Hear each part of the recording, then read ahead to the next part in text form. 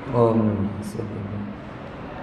नमो हरिहंताणं, नमो सिद्धाणं, नमो आयर्याणं, नमो वज्रायाणं, नमो लोहे सौवसावं, वन्दितो सौवसिद्धे ध्रुवमचलमणोहवं गदिं पत्ते मोक्षामि समयपां नमो शुद्धे मणि।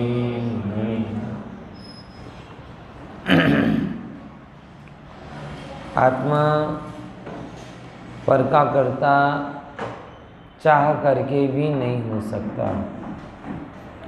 क्यों? क्योंकि पर का कर्ता होने में तन्मयता की अनिवार्यता है। तन्मयता मतलब मैंने कल दृष्टांत बताया था कि शक्कर मिठास का कर्ता है। क्यों? क्योंकि वह चाय में, दूध में, पानी में तन्मय हो जाए। रोटी, आटा जो है वो रोटी का कर्ता है। क्यों? क्योंकि आटा रोटी रूप तन्मय हो जाता है। बड़ी गजब व्यवस्था है। कल हमने इस पे दो आपत्ति समझी थी कि एक पहले नंबर की बात कि अगर पर तन्मय होने के अलावा उपस्थित होने या सहयोग मात्र से कर्ता माना जाए तो एक के कितने कर्ता हों, एक कर्ताओं की परंपरा चल जाएगी पूरी। ये दृष्टांत ख्याल में आया था ना। एक रोटी का कर्ता अगर बाई को माना जाए तो चकला बेलन कहेंगे कि हमने भी तो काम किया, दुकान वाला कहेगा हमने भी तो बेचे, किसान कहेगा हमने तो उगाए है, मौसम कहेगा हमने भी तो उसमें पाक दिया, खाद कहेगा हमने उसको फूला फला किया। मतलब हजारों चीज़ें उसके अंदर में आएंगी। फिर तो समझ में नहीं आएगा। सहयोग या उपस्थिति कर्ता पने की अनिवार्यता नहीं। इसीलिए आचार्यों ने एक नियम दिया। कौन सा? तन्मय। और तन्मय कोई किसी रूप हो नहीं सकता, इसीलिए कोई किसी का कर्ता नहीं है। यह सिद्ध हुआ। बराबर? इतनी बात ख्याल में आ गई। तो बोले जगत में जो दिखता है इसकी क्या व्यवस्था है? देखो क्या कहते हैं।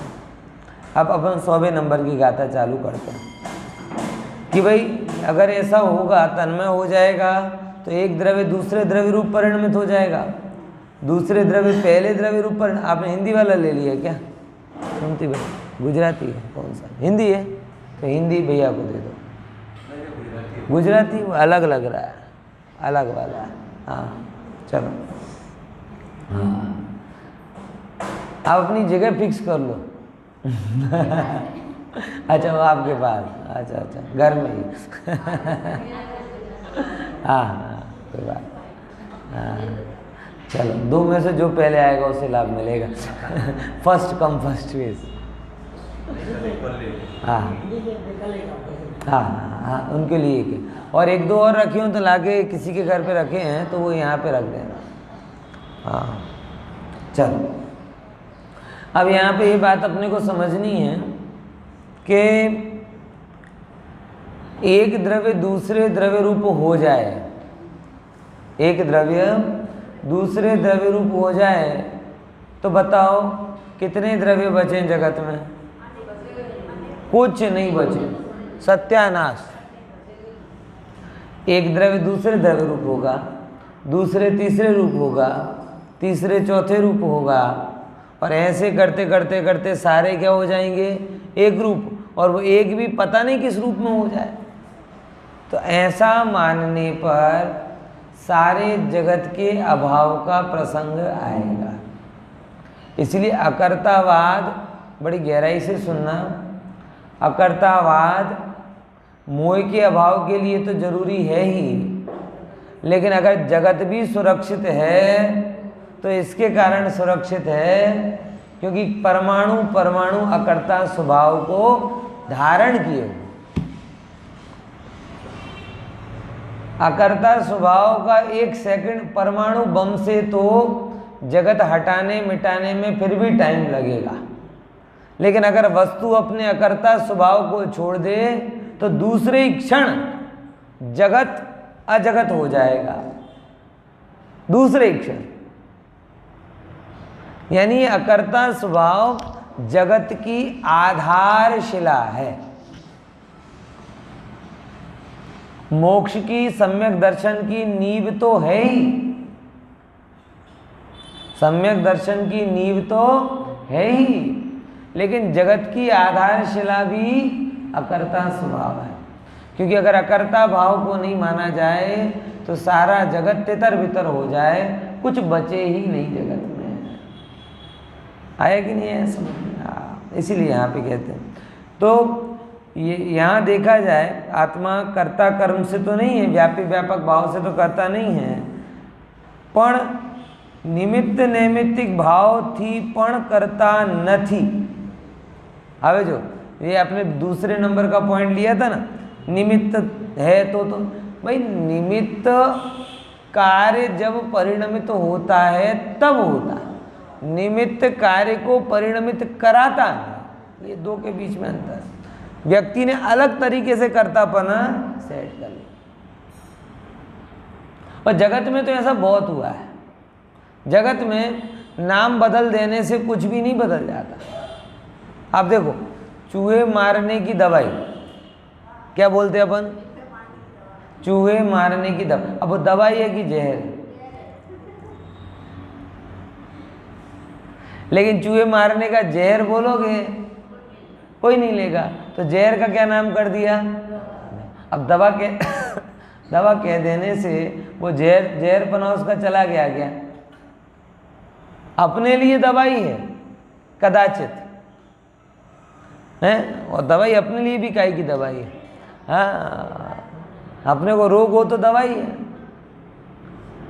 लेकिन उसके लिए तो क्या है? जहर है। लेकिन जगत ने ये बोल दिया कि भाई ये चूहे मारना बराबर ना, ये एक प्रकार का जहर कहेंगे तो कोई घर में लेके नहीं जाएगा, इसीलिए क्या कर दिया? उसका नाम बदलकर चूहे मारने की दवाई बोल दिया। पॉइंट समझ में आया? तो नाम बदलने से क्या गुणधर्म बदल जाता है? बोलो, समझ में आया? महंगाई बहुत बढ़ गई, बहुत बढ़ गई। एक तो ये कि लोगों की आय बढ़ाकर महंगाई कम करो, बराबर। दूसरे नंबर महंगाई का नाम बदल दो।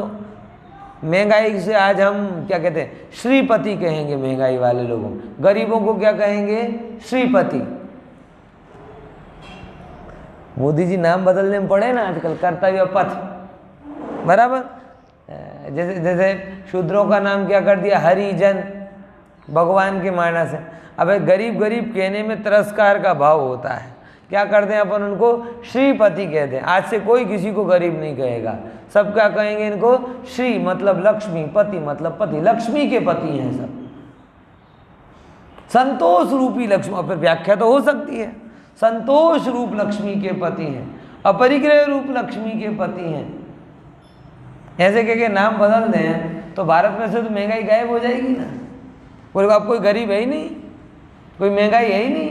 गरीबों का नाम हो गया श्रीपति और महंगाई का नाम हो गया जरूरत। तो कोई महंगाई है ही नहीं। नाम बदल देने से कोई वस्तु बदलती ही नहीं।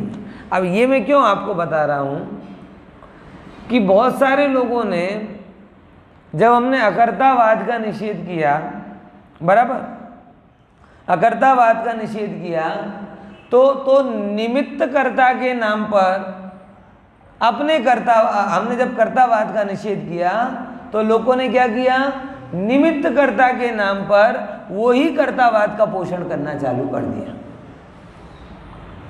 आई कि नहीं बात? समझे कि नहीं समझे? फिर से गुरुदेव ने क्या बोला, या वस्तु व्यवस्था क्या है कि हर वस्तु अपने अपने रूप परिणमित होती, अकर्तापना। अब बात तो इसको सबको लॉजिकल लगी, लेकिन ऐसे कहने में अपना तो पूरा क्रेडिट चला जा रहा है। तो क्या उसने नक्की किया कि देखो देखो अकर्ता तो है, बराबर है, लेकिन निमित्त तो होता है ना, निमित्त तो होता है ना। अगर मैं निमित्त के रूप में नहीं होता तो है बात उसने ये तो भाई मान लिया क्या कि भाई माताओं बहनों ने ये तो मान लिया कि रोटी मैं नहीं बनाती, क्योंकि ये तो बड़ा भारी घाटे का सौदा है, क्योंकि रोटी का कर्ता बनने के लिए बिल बनना पड़ेगा, ये तो अपने को नहीं पोसा है, बड़ी प्रॉब्लम है। बिलना अकेला ठीक होता तो भी ठीक, सीखना भी पड़ेगा, और फूलना तो कतई बर्दाश्त नहीं हो सकता है और फूलते फूलते दाग लग जाए वो ना जाले। नहीं ये तो नहीं चलेगा, ये कोई दूसरी स्कीम का कर्तापना लाओ, है ना, दूसरी स्कीम का कर्तापना लाओ। तो दूसरी स्कीम का कर्तापना कैसा होता है लोगों को, देखो देखो घर में कहेंगे भले ही मैं करता नहीं हूँ लेकिन निमित्त तो हूँ ना, अगर मैं निमित्त रूप में नहीं होती तो रोटी कहाँ से बनती। तो मतलब वही ध्वनि है जो कर्तावाद की ध्वनि है, उसी में निमित्त कर्तावाद की ध्वनि भी मिल जाती है। वो अल्टीमेटली बात किसकी है, इंपॉर्टेंस की। वस्तु व्यवस्था की महिमा नहीं है, मेरी महिमा है। अरे वस्तु व्यवस्था में तेरी महिमा है, तेरी महिमा वस्तु व्यवस्था से अधिक नहीं, ये समझ। वस्तु व्यवस्था में तेरी महिमा है, क्योंकि हम सब भी क्या हैं, उसी वस्तु व्यवस्था का हिस्सा तो है ही ना। हम अपने अपने रूप परिणमित हो रहे, हमारे इतने अंग प्रत्यंग परमाणु शरीर की अवस्था, ये सब अपने अपने रूप परिणमित हो रही, ये सब क्या है, हम सब वस्तु व्यवस्था के हिस्सा हैं। इसीलिए जब जब भी वस्तु व्यवस्था की महिमा गाई जाए तो ये हमारी महिमा है, हमें लगना चाहिए। लेकिन हमारा मन कहता है ना ना ये तो सबका है, फिर हमारे लिए क्या स्पेशल है।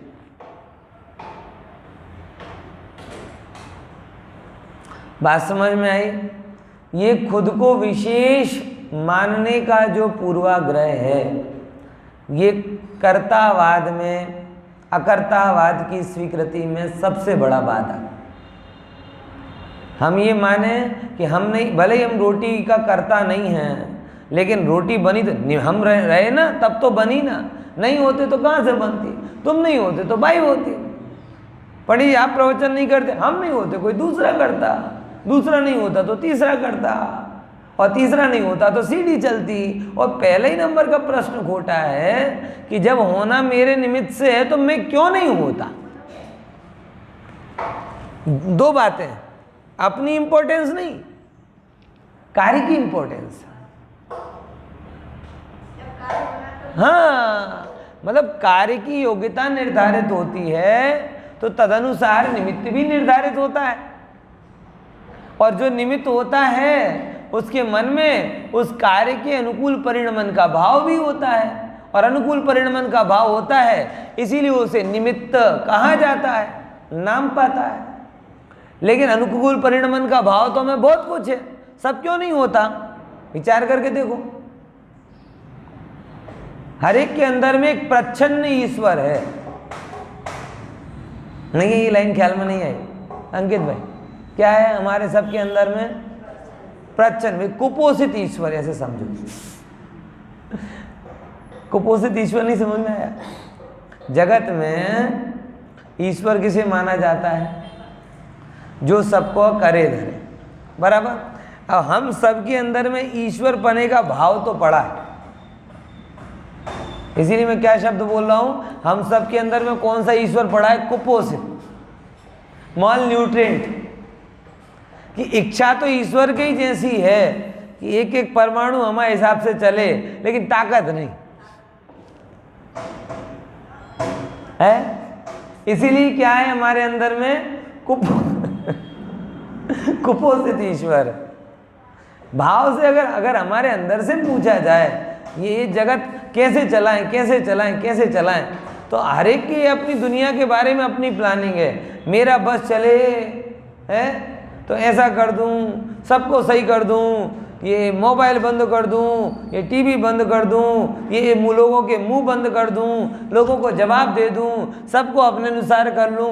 एक एक चीज में कितनी प्लानिंग है हमारी, ईमानदारी से बताओ। लेकिन कर क्यों नहीं पा रहे, कुपोषित। वो तो वस्तु व्यवस्था अलाउड नहीं करती, लेकिन सब अपने अपने घर के ईश्वर बन जाए। हम ऐसे ईश्वर हैं जिनका हमारे ऊपर नहीं चलता, शरीर ही ढंग से नहीं चलता, विचार ही ढंग से नहीं चलते, जगत की बात तो दूर रही। समझ में आया कि नहीं है? इसीलिए अब मैं क्या बताना चाह रहा हूँ उसे समझना, कि हम सबके अंदर में भावना तो इतनी पड़ी हुई होती है कि ये कर दें। हर दुकान खोलता है, विचार होता है कि लाखों की कमाई हो जाए। हॉस्पिटल में जाते हैं, तुरंत विचार आता है कि जाते ही एकदम सब रोग ठीक हो जाए। बराबर। किसी को सुंदर देखते हैं, ऐसे ही मन में भाव हो जाता है सबसे सुंदर हम हो जाएं। किसी को धन वाला देखते हैं, मन में ये भाव आ जाता है सबसे धन वाले हम हो जाएं। बराबर। किसी की आओ भगत देखते हैं, नाम यश देखते हैं, तुरंत मन में भाव हो जाता है कि हमारे को भी ऐसा कुछ मिल जाए। लेकिन होता नहीं है ना। और होता नहीं है, क्यों नहीं हो रहा? इच्छा की कमी के कारण नहीं हो रहा कि योग्यता की कमी के कारण नहीं हो रहा?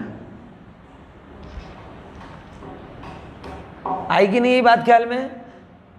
इच्छा होते हुए, विकल्प होते हुए भी कार्य नहीं हो रहा, इसका मतलब है इच्छा और विकल्प से काम नहीं होता, योग्यता से। आई कि नहीं ये बात समझना? अब दूसरे नंबर पर, जब जो काम नहीं हो रहे वो योग्यता नहीं होने के कारण नहीं हो रहे, तो जो काम हो रहा है वो कैसे हो रहा है? नहीं, वो तो हम कर रहे हैं ना। अगर जो काम नहीं हो रहे वो योग्यता नहीं होने के कारण नहीं हो रहे, तो जो काम हो रहे हैं वो तो इसको स्वीकार लो ना।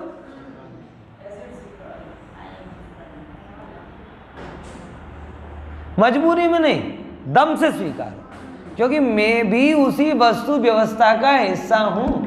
अगर योग्यता कोई थर्ड पर्सन नहीं है, योग्यता हमारी, ये हमारी पार्टी। अगर योग्यता जीती तो हम हार गए, ऐसा नहीं है, हम भी उसी का हिस्सा हैं। क्योंकि योग्यता 5 समवायों में से कौन से समवाय में आती है आपको पता है? स्वभाव। योग्यता कौन से समवाय में आती है? स्वभाव। 5 समवाय होते हैं ना, 5 समवाय, स्वभाव, पुरुषार्थ, होनहार, काल, लब्धि और निमित्त। बराबर 5 समवाय होते हैं। अभी इस पे ज़्यादा चर्चा नहीं करें, लेकिन समझना एक एक लाइन में। स्वभाव मतलब जिसमें काम होता है, होनहार मतलब जिस विधि से काम होता है, काल लब्धि मतलब जिस समय काम होता है। बराबर। पुरुषार्थ वो काम करने के लिए जो आपका परिणमन होता है वो, और निमित्त कि होते हुए काम में जो उपस्थित होता है वो। एक एक लाइन में आ गई ख्याल में? बराबर। इतनी जल्दी समझ में आएगा अंकित भाई? तो जल्दी नहीं आएगा, वो थोड़ा टाइम है। 5 समवाय के लिए बहुत लंबी चर्चा चलेगी। फिर भी एक लाइन फिर से दोहराता हूँ, पकड़ने की कोशिश करना। स्वभाव मतलब जिसमें काम होता है, होनहार मतलब जिस विधि से काम होता है, काल लब्धि मतलब जिस समय काम होता है,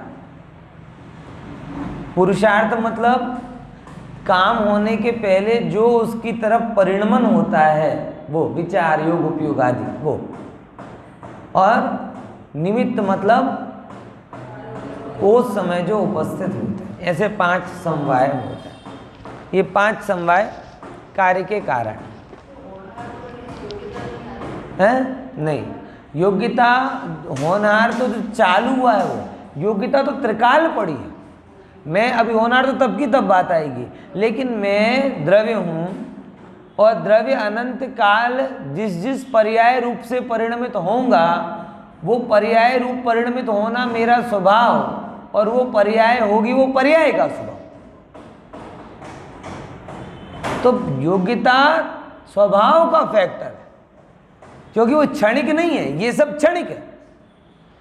होनहार, काल लब्धि, निमित्त, पुरुषार्थ, ये सब क्षणिक है।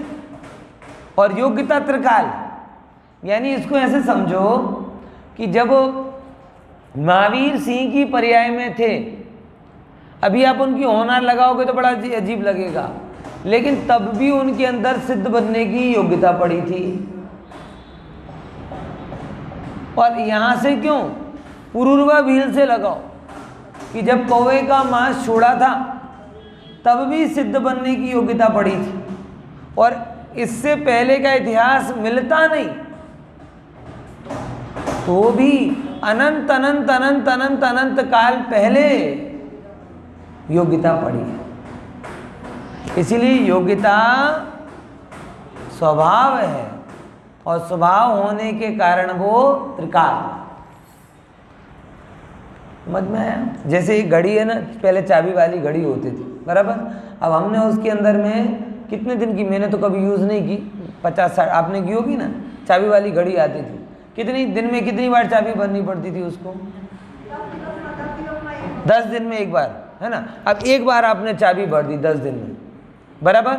अब उसके अंदर क्या हो गई, 10 दिन की योग्यता सेट हो गई। अब वो यहाँ पे अपने आपको कुछ नहीं करना पड़ेगा, वो अपने आप ही क्या होती जाएगी, चाबी वो घूमती जाएगी और उसके हिसाब से वो घड़ी चलती जाएगी। अब जैसे एक चाबी वाली घड़ी में अपन ने एक योग्यता को समझने के लिए लगाया कि 10 दिन की योग्यता भर गई, वैसे ही वस्तु के अंदर अनादि की योग्यता भरी, और किसी ने भरी नहीं, बाय डिफॉल्ट। बात समझ में आएगी नहीं, इसीलिए ये लाइन क्लियर हुई, ये लाइन क्लियर हुई। हाँ, तो कहाँ से बात अपनी चालू हुई थी? है? हाँ, कार्य होता है तो अपनी योग्यता से होता है, और वो योग्यता को अगर हम बोल रहे हैं तो योग्यता कोई ईश्वर नहीं है जो अपने को पराधीन बना ले। नहीं तो लगता लोगों ने पता योग्यता के बारे में भी ऐसा मान लिया कि योग्यता कोई थर्ड पर्सन है। अरे रे, अब काम जब योग्यता से होगा तो होगा, मतलब कोई थर्ड पर्सन के अधीन तुम हो गए। पहले ईश्वर के अधीन थे, फिर कर्मों के अधीन हुए, अब क्रमबद्ध पर्याय पढ़कर किसके अधीन हो गए? योग्यता के अधीन। बात तो स्वाधीनता की थी, तुमने अधीनता की 3 वैरायटियां बना ली। नहीं है ये बात ख्याल में है नवीन भाई? समझे, बड़ी महत्वपूर्ण बात कह रहा हूं। जो ईश्वरवादी हैं वो अपने आप को किसके अधीन मानता है? ईश्वर के अधीन। जो जैनों में भी कर्मवादी हैं वो क्या कहते? सब कर्माधीन। उन्होंने क्या मान लिया? अपने आप को कर्म के अधीन मान लिया। तो ईश्वरवादी ने भी अपनी स्वतंत्रता खो दी, कर्मों को कर्ता मानने वालों ने भी अपनी स्वतंत्रता खो दी, और किसी ने क्रमबद्ध पर्याय पढ़ी और क्रमबद्ध पर्याय पढ़ने पर योग्यता वाला चैप्टर पढ़ा तो उसको सेम फीलिंग हो रही है कि अब क्या करें, योग्यता प्रवचन सुनने की इच्छा क्यों, अब योग्यता नहीं है तो नहीं सुन रहे। मतलब अधीनता। हमें बात करनी थी स्वाधीनता की, लेकिन हमारा मन है ना वो अधीन ही रहना चाहता, गुलाम। क्रमबद्ध पर्याय इसके लिए आई थी कि पर के परिणमन को पर में जानकर स्वसन्मुख हो जा, ऐसा। लेकिन हम इसके लिए पढ़े, अब परिणमन तो कर रहे, अब काम क्यों नहीं हो रहा? जब योग्यता जाएगी तब होगा, लेकिन परिणमन से विमुख नहीं हो रहा। पॉइंट समझ में आया? नहीं आई क्या बात? आई कि नहीं? मुद्दा क्या था क्रमबद्ध पर्याय को समझने का, अथवा ये चीज समझने का कि जब ये बात समझो तो पर से विमुख हो जाओ और अपने में जम जाओ। क्योंकि जब जब भी पर के प्रति कोई भी कनेक्शन बिल्ड करते हो, चाहे ईश्वर हो, चाहे कर्म हो, चाहे योग्यता हो, चाहे और कोई हो, तुम्हारे अंदर में या तो कर्ता भाव आता है, या अपेक्षा भाव आता है, या दीनता भाव आता है, या कोई और भाव आता है, और ये सब भाव अपने से हटाते हैं। बात समझ में आई? अब आप घड़ी को देखकर ऐसे नहीं अरे बताओ अब इसे बेचारी को चाबी से चलना पड़ेगा। अरे चाबी से नहीं, वो चाबी से चलना ही उसका स्वरूप है। और योग्यता जानकर बार बार आप चाबी चेक नहीं करते थे, और चाबी बढ़ते ही इसके लिए थे कि 10 दिन तक तुम्हारा काम बिगड़े नहीं। समझ में आया कि नहीं आया? अब आप समझो, ऐसी चाबी वाली घड़ी हो कि हर भरो और 5 मिनट में चाबी खत्म, तो फिर 5 मिनट बाद टाइम मिलाओ, फिर 5 मिनट बाद टाइम मिलाओ, तो ऐसे करोगे तो कितनी परेशानी होगी बताओ। ऐसी घड़ी ले जाओगे क्या? तो योग्यता की चाबी भरी है, अब तुझे इस चाबी को देखने की जरूरत नहीं है, समय दे। ऐसे ही वस्तु व्यवस्था में योग्यता की चाबी भरी है, इसीलिए तू वस्तु व्यवस्था को मत देख, समय सार को देख। ये है क्रमबद्ध पर्याय को पढ़ करके भी अगर हमने भोगों को देखा, भोग भोग लिए, फिर क्या क्यों भोगे? अब भोगों की योग्यता ही थी, हम क्या करें? है हर बार किसको देखा? भोगों को देखा। दुकान पे गए किसी में, तो दुकान, अब दुकान में जाने की योग्यता थी, हम क्या करें? देखा किसको? दुकान को। है गुस्सा कर लिया किसी, गुस्सा, अब गुस्सा करने की योग्यता थी, किसको देखा? गुस्से को। तो हमने किसी ने क्रमबद्ध पर्याय को सही से पढ़ा नहीं, क्रमबद्ध पर्याय के पर्पस को नहीं पढ़ा। थ्योरी को तो पढ़ लिया, लेकिन जो उसका मूल प्रयोजन है कि जब सब स्वव्यवस्थित है तो फिर डायरेक्ट करता तो बनना नहीं, निमित्त के रूप में मैं करता हूं, ये अभिमान भी नहीं रखा। कार्य होना होगा और उसी वस्तु व्यवस्था के रूप में मैं निमित्त के रूप में वहां हाजिर होना होगा तो हो जाऊंगा। मतलब मैंने प्रवचन नहीं किया, लेकिन अगर प्रवचन करते टाइम पर मेरा निमित्त बनना है तो भगवान भी मुझे समूह शरण में नहीं ले जा सकता।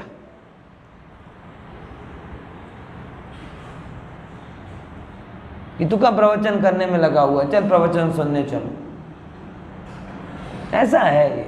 तो वस्तु व्यवस्था जीती तो हम जीते, क्यों? क्योंकि हम भी उसी वस्तु व्यवस्था का हिस्सा है। आप देखा होगा ना, चुनाव होता है, जीतता नेता है और सारे कार्यकर्ता ढोल बजाते, लड्डू खाएंगे, खिलाएंगे, बधाइयाँ देंगे। क्यों? अरे तुम्हें पद मिल रहा है क्या? नहीं, हमारी पार्टी। तो अगर हमने वस्तु व्यवस्था की अनिवार्यता सिद्ध की तो हम पराधीन हो गए, ऐसा नहीं, हम उस वस्तु के अंश हैं, तो हमारी पार्टी जीती है। देखो समझना, बहुत अच्छी बात है। तो निमित्त नैमित्तिक भाव थी पण करता નથી, એ સમજવું છે આપણે। ઝીણી વાત છે, થોડીક શાંતિથી સમજો। જીવો ન કરે દિગડમ નેવ પડમ નેવ શેષગે દવ્વે જોગ ભોગા ઉપા दगाया ते सिम अवधि कत्ता। पढ़िए।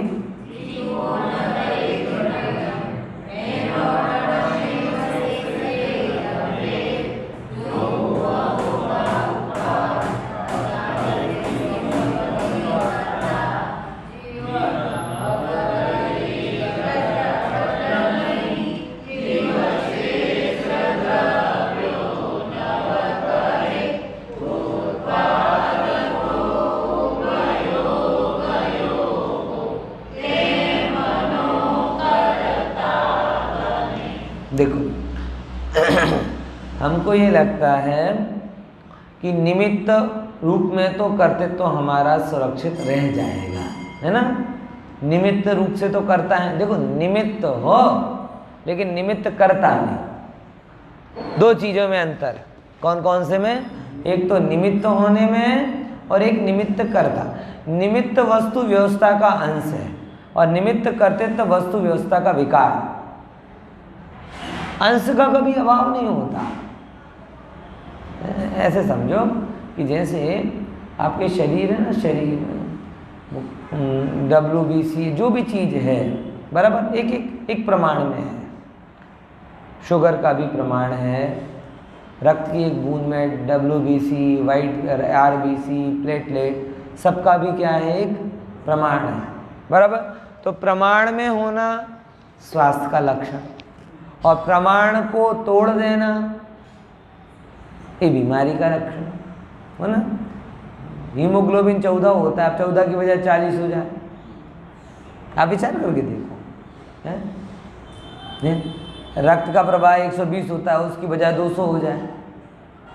शुगर का लेवल होता है वो बढ़ जाए। भाई अब लोग ऐसी रखते हैं, बोले कि या तो निमित्त भी नहीं बनेंगे या बनेंगे तो निमित्त कर्ता बन जाएंगे। बोले प्रमाण में रहो ना, माप में रहो ना।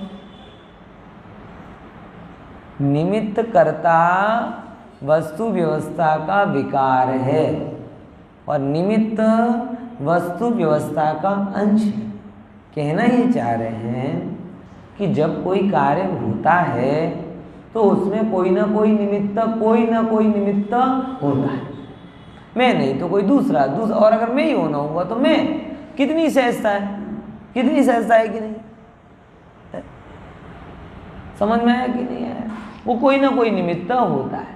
लेकिन जब निमित्त कर्तापन बोलते हैं तो निमित्त अपने मन में कर्तृत्व का अहंकार भर लेता है, और निमित्त है तो कर्ता का बने।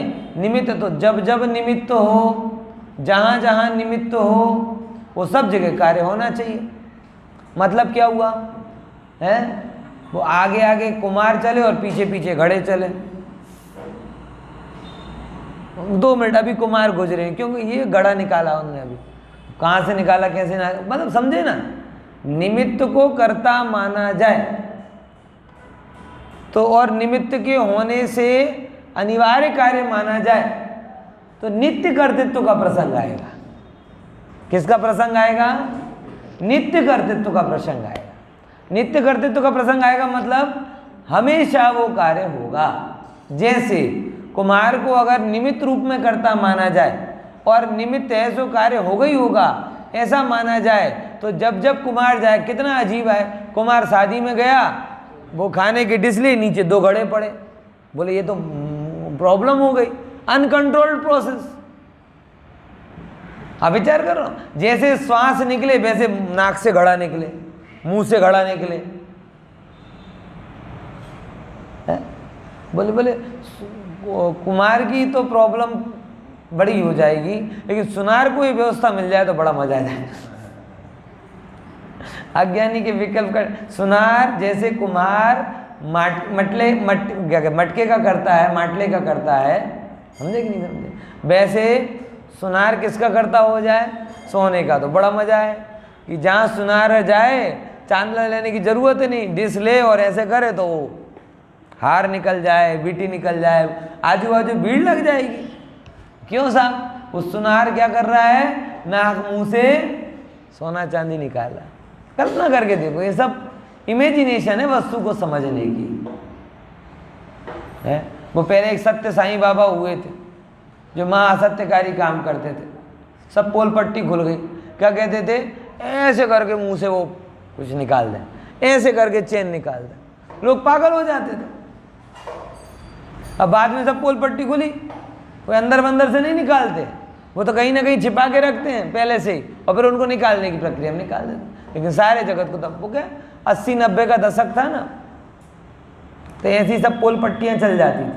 अब लोग थोड़े ज़्यादा लॉजिकल हो गए और वीडियो रिकॉर्डिंग हर चीज़ की बनने लगी, तो अब तो माइक्रो जूम कर करके देख लेंगे कहाँ से आया ना कहाँ गया।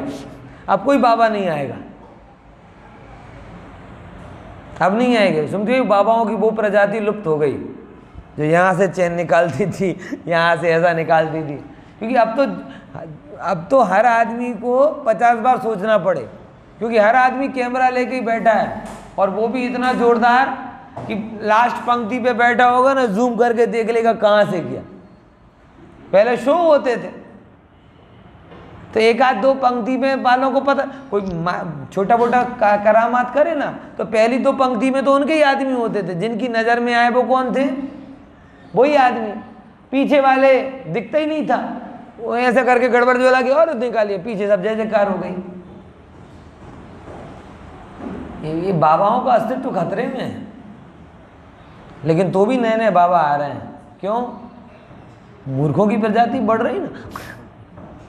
मोबाइल बढ़ रहा है तो मूर्ख भी बढ़ रहा है। समझना है कि नहीं है यार? तो कहने की बात समझे ना कि अगर सुनार हमेशा आभूषणों को बनाए, कुम्हार हमेशा घड़ों को बनाए, आप लोगों को और नहीं लगेगा कि आप 5,000 का मेकअप करा के जाओ और हमेशा रोटी बने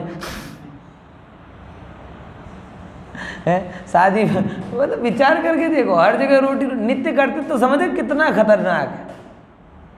जो जिस मैं बराबर मैं प्रवचन करने का करता, तो जहाँ जाऊँ हंसूँ बोलूँ, वेदांत से बात करूँ तो भी प्रवचन, वैदेही से बात करूँ तो भी प्रवचन, मित्रों से बात करूँ तो भी प्रवचन, ऑफिस में जाऊँ तो भी प्रवचन। आप सोचो नित्य करते तो कितनी खतरनाक चीज़ है।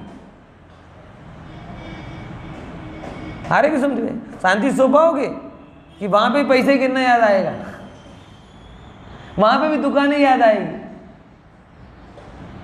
इसीलिए ये नित्य कर्तव्य तो बड़ा अभिशाप है, और इस अभिशाप से वस्तु व्यवस्था ने आपको बचाया है कि आप सहज करता हो। कैसे करता हो? सहज करता हो, पर के अकर्ता हो, और निमित्त रूप में भी अपने परिणामों के सहज करता हो। कार्य के करता नहीं हो। करता तो पदार्थ ही है, आप निमित्त के रूप में उपस्थित हो, और उपस्थित होते हुए भी कर क्या रहे हो? निमित्त के रूप में उपस्थित होते हुए भी अपने योग उपयोग के करता हो, पर के करता नहीं। ये बात यहां पर आ रही। देखो, जीवो न करेदि घड़म, कोई जीव घट को नहीं, ना पड़म मतलब पट, घटपट। घटपट के अलावा मैंने बहुत सारे दृष्टांत दे दिए, याद आ गए ना? वो सब समझ लेना। सुनार सोने का करता, लोहार लोहे का करता, बाई रोटी का करता, पंडित जी प्रवचन का करता, ड्राइवर गाड़ी चलाने का करता, वगैरह वगैरह वगैरह। जितने भी जगत में व्यवहार परक कथन होते हैं, उन सबके ऊपर कह दिया ना करे दी, ना करे दी, ना करे दी, नहीं करता। णेव शेष के दब्बे, कि अन्य कोई भी द्रव्य भी ऐसा नहीं करता। जीव भी नहीं करता, मतलब जीव अपने काम को नहीं कर रहा, और पुद्गल भी अपने काम को ही कर रहा है, अन्य के काम को नहीं कर रहा। इसका ये मतलब है कि धर्म द्रव्य चलाता नहीं, अधर्म द्रव्य रोकता नहीं, काल द्रव्य बदलता नहीं, आकाश द्रव्य अवगाहन देता नहीं, दवा ठीक करती नहीं, मोबाइल टीवी सुख देते नहीं। शेष के दब्बे की व्याख्या। अब इतनी सब चीजों को लगा ना, हम तो दोनों तरफ चलाते हैं, हवा दो न जवा दो, रॉन्ग साइड में जाना है और रॉन्ग साइड से ही आना है। ऐसा है ना अपना, तो क्या राइट साइड से जाना भी नहीं और राइट साइड से जाएंगे भी रॉन्ग साइड से और आएंगे भी। वस्तु व्यवस्था को ऐसा मचा के रखा है। ना तो जीव ऐसा करता है, ना शेष के दब्बे, यानी जीव भी अपनी गुण पर्याय रूप परिणमित होता है और द्रव्य भी अपनी गुण पर्याय रूप परिणमित होते हैं। तो बोलो, बीपी की गोली खा के आए तो बीपी नॉर्मल रहा ना? थायराइड की गोली खाई तो थायराइड नॉर्मल रही ना? ये वस्तु व्यवस्था सीखो भैया। बोले बहुत कंफ्यूज कर देते, इतना सीधा बोलो ना, दवाई खाएं कि नहीं खाएं, दवाई खाएं कि नहीं खाएं। अरे भाई, यही तो समझना है कि अगर दवा खाने रूप योग्यता होगी, शरीर को ठीक होना होगा और उसके अनुसार दवा निमित्त बननी होगी तो बनेगी। मतलब मुद्दा उसको हटाना है कि मैं दवाई खाने का करता हूं और मैं दवाई नहीं खाने का करता हूं, ये दोनों भूल है। दवाई खाई इसलिए तबीयत ठीक है और दवाई नहीं खाई इसलिए तबीयत बिगड़ी, ये भी भूल है। दोनों तरफ समझ में आया कि नहीं आया? क्या बोला? जीव की तरफ से मैं दवाई खाने का करता हूं, बड़े भारी मन से कह रहा हूं, फिर भी ये भी कहना तो सीखो, तब बाद में विचारना सीखोगे। बोलो दवाई खाने का करता हूं, नहीं, तो अब नहीं खाएंगे,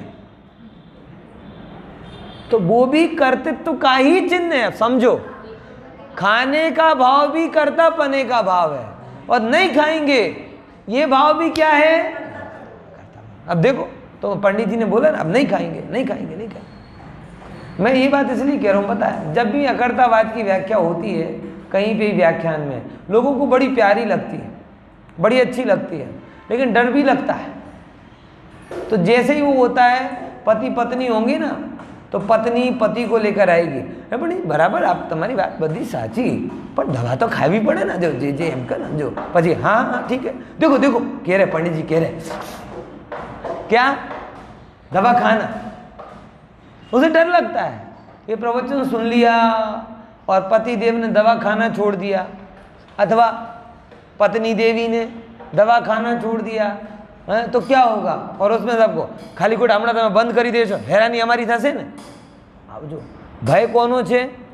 इसकी तबीयत बिगड़ेगी, जीव जाएगा, ये अलग बात, लेकिन हैरानी पति पत्नी है तो तबीयत बिगड़ी तो हैरान कौन होगा? तुम्हारा बीपी बढ़ा, रात को हमें जागना पड़ेगा, तुम्हारी शुगर लो हुई रात, इसीलिए सब अपने अपने को रो रहे हैं।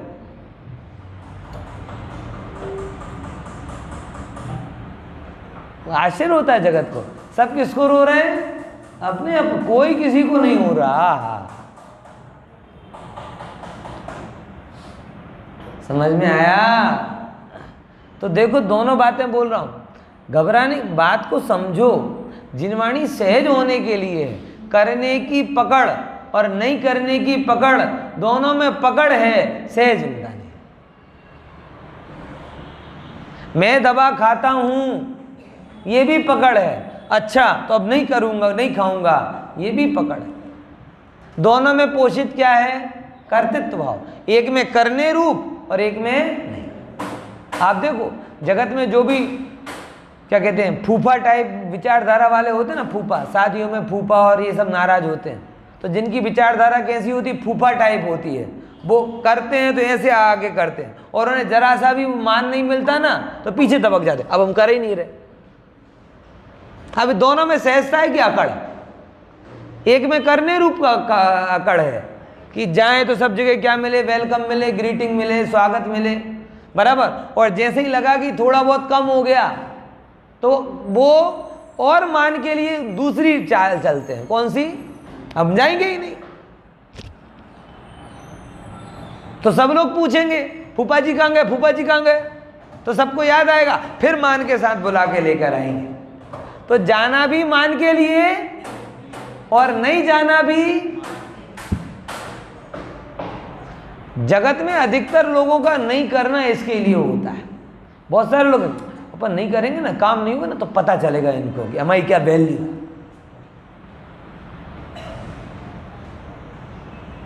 अरे ये फूफा विचारधारा छोड़ दो, फू हो जाओगे नहीं तो।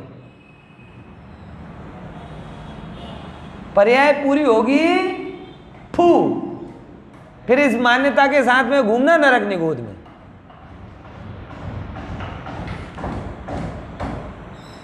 पॉइंट समझ में आया कि नहीं है? इसलिए बहुत गंभीरता से समझना इस बात। हाँ, तो करना, दो बातें आ गई ना फिर से, कि मैं दवाई लेता हूं, नहीं पढ़ी तो नहीं लेता, नहीं। अब इसके रिवर्स, दवाई लेने के कारण ठीक हूं और दवाई नहीं लेने के कारण बीमार हूं, नहीं। ये चारों रॉन्ग आंसर।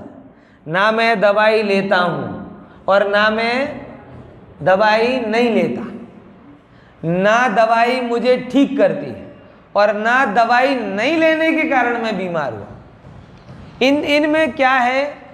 एक दूसरे के प्रति पकड़ है। सहजता क्या है? सहजता ये है कि जब शरीर को अनुकूल चलने की योग्यता होती है तो तदनुसार दवा का संयोग मिलता है, और वो संयोग से शरीर अपने आप ठीक चलता भी है, और कई बार दवा लेने भूल जाओ तो भी ठीक चलता रहता है। समझ में? अब रिवर्स। और जब शरीर का अच्छा चलना नहीं होना होता तो दवा लेने का योग नहीं बनता, और इतना नहीं, दवा लेने का योग भी बने तो भी शरीर कहता है हम दवा से थोड़ी चल रहे, हमारी अपनी योग्यता है।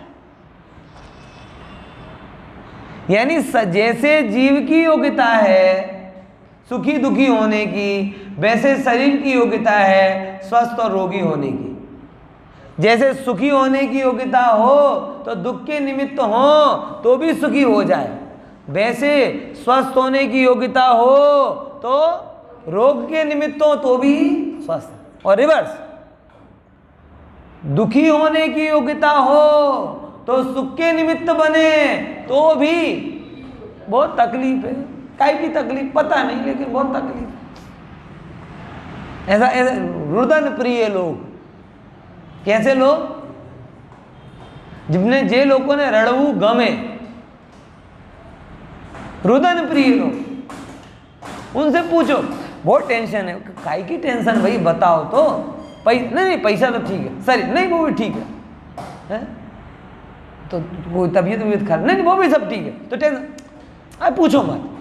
पूछ रहे तो बता नहीं रहे, क्या प्रॉब्लम क्या है? कोई प्रॉब्लम है ही नहीं, प्रॉब्लम है ही नहीं। क्या प्रॉब्लम है? दुखी होना है, तो योग्यता दुखी होना, तो सुख के निमित्त भी बने। घर में मेवे मिष्ठान, तिजोरी में अन्न, हाथों पे रखने वाले परिजन, सब प्रकार की अनुकूलता, मजा ना थी, मजा ना थी। किसका मजा नहीं? अब जिनवाणी समझने वाला तो समझ जाएगा कि भाई मजा आए कहाँ से, इसने दुखी होने की योग्यता बना के रखी है तो सुख के निमित्त में भी दुखी हो रहा। और सेम दवाई में भी, कि आपने 50-5 दवाई ली तो भी बीमार होना था शरीर तो हो गया, और दवाई नहीं भी ली तो भी ठीक चलना था, चल गया। ये सहजता है, ये सहजता है। मतलब कर्ता रूप भी नहीं हूँ, निमित्त कर्ता रूप भी नहीं हूँ। अगर मैं कहीं पर कर्ता रूप में होना हो तो कर्ता रूप में पहुँच जाता हूँ, और होने वाले कार्य में निमित्त रूप में उपस्थित होना होता हूँ तो वहाँ पहुँच जाता हूँ। मैं कार्य को करता नहीं और कार्य को कराता। हाँ, ये मान्यता छुड़ाना चाह रहे हैं। ये मान्यता देखो, जीव अन्य द्रव्य को भी नहीं करता तो किसको करता है? बोले जीव। अब देखो, पर में तो कहीं जाता नहीं। जोगो वोगो उपादगा, जो अपने योग और उपयोग का परिणमन हो रहा है, बराबर, योग उपयोग का। योग मतलब जो आपके मन वचन काया का कंपन हो रहा है वो, शरीर नहीं, ये तो पर द्रव्य, पर का तो करता मैं नहीं। मन वचन काय के निमित्त से जो आत्मा के प्रदेशों का कंपन हो रहा है वो योग है। बोलो योगा करना आता है? यहाँ के योग शून्य कोई है ही नहीं। योगा शून्य हो सकता है। आप किसी के बस शरीर को देखकर कि तुम्हें सिंहासन, सर्वासन, कुक्कुटासन, मयूरासन, पर्यंकासन, फलाना आसन, ढिमका आसन, ये आता हो कि नहीं आता हो, ये योगा शून्य कोई हो सकता है, योग शून्य कोई नहीं। क्योंकि योग तो क्या है?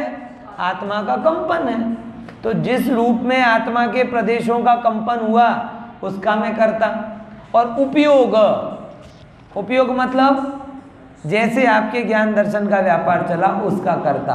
तो मैं मात्र किसका करता हूं? दो चीजों का बोला, अपने योग का और अपने उपयोग का। या तेसिम अवधि करता, इन दोनों का मैं करता होता हूं। बाकी पर का करता, शरीर का करता, अन्य किसी का करता तो हूं ही नहीं। अरे अन्य किसी का निमित्त करता भी नहीं। ये शब्द पर जोर है, कल समझ।